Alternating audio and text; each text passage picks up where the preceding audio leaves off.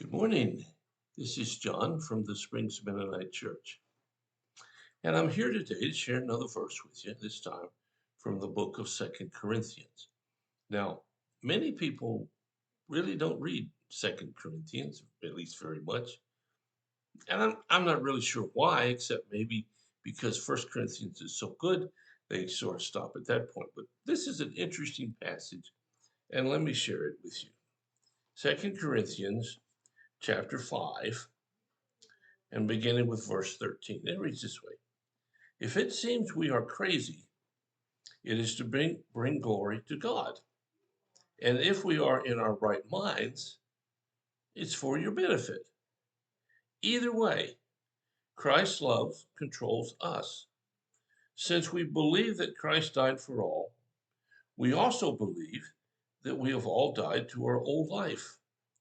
He died for everyone, so that those who receive his new life will no longer live for themselves. Instead, they will live for Christ who died and was raised for them.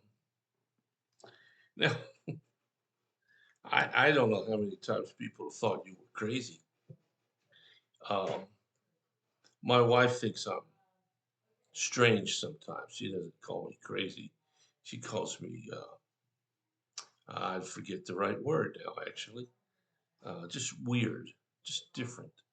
And, and, and perhaps if we Christians really did live our lives differently from non Christians, then maybe they would call us crazy. You think about that for a minute. There's a difference between a Christian and a non Christian. Now, it doesn't have anything to do with appearance, it doesn't have anything to do with how much money they have or how, how they live their extra activities. It has everything to do with how they understand their purpose in life. And if those who call themselves Christians really did live differently, perhaps people would notice it. So let's think about that for a minute and take another look at some of this part. It's if it seems crazy, it is to bring glory to God. I think of God as so involved in our lives, they really can't separate it out. This minute I'm doing something for the Lord, this minute I'm doing something for me. This minute I'm trying to think about this person and this moment over here. I'm talking to God. I mean, if God is a part of your life, then he ought to be a part of every part of it. Now I know there's some of you listening today who can't say that and don't want to say it, and who might proudly say, I'm not one of them. Okay, I accept your right to decide for yourself. God does, so why wouldn't I? But he goes on to say here that our lives is to bring glory to God. And if we are in our right minds, it's for your benefit. There's this crazy idea, maybe that's where the word comes from here. This crazy idea that I live like Jesus, not so much for my benefit, but for yours. Now, how does that make sense? Well, people who are not Christians watch those who claim to be. Watch those who are trying to say, my life represents something else. And they do watch you. And maybe they think you're crazy. So maybe that's not a bad label to have. But he goes on to say that if we're here to bring glory to God, because we believe that Christ died for us. Now, I believe that. Maybe you don't. Maybe you're angry at God because of such and such. My life isn't exempt from problems. It's not exempt from frustration. My marriage, like everybody else's marriage, has some really wonderful moments and some really not so wonderful moments. And that's life. But in spite of all of that, I believe, I know that Jesus died for me.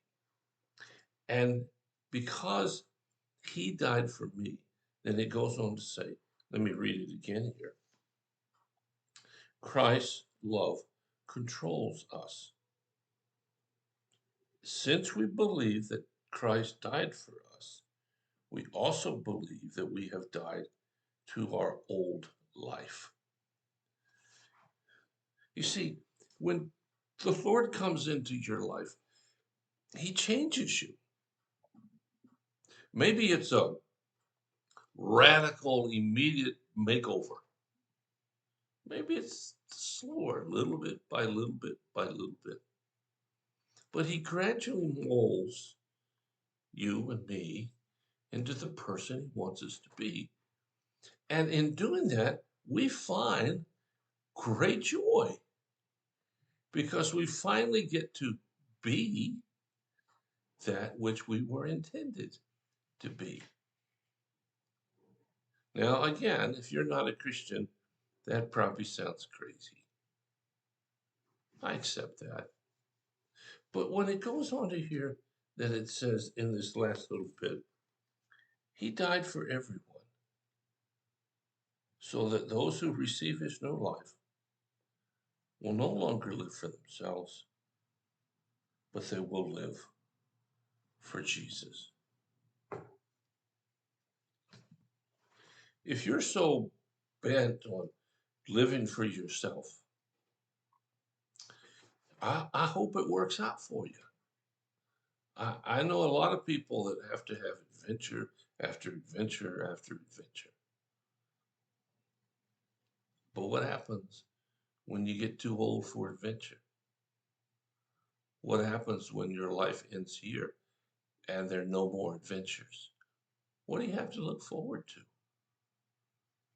On the other hand, when Jesus lives in your life, you have a whole lot to look forward to. A life that's lived for a purpose beyond yourself. Now, I can't tell you that everybody agrees with me. I can't even tell if you agree with me. But I can tell you this. From my perspective, living my life in the service of something really, really, really worthwhile is a whole bunch better than living my life just for myself. If you haven't experienced that, I invite you to try it. See what happens. Give it a shot. What the heck? Spring's coming. Hey, it's a great time to try a new self, a new do. Well, thanks for listening. If you have a need or concern, please let us know. We'll do whatever we can as fast as we can to help meet your needs. Take care. Have a fabulous day. Find somebody that you can do something for just for the heck of it. See what happens. Take care. I'll be back next week with some other ideas.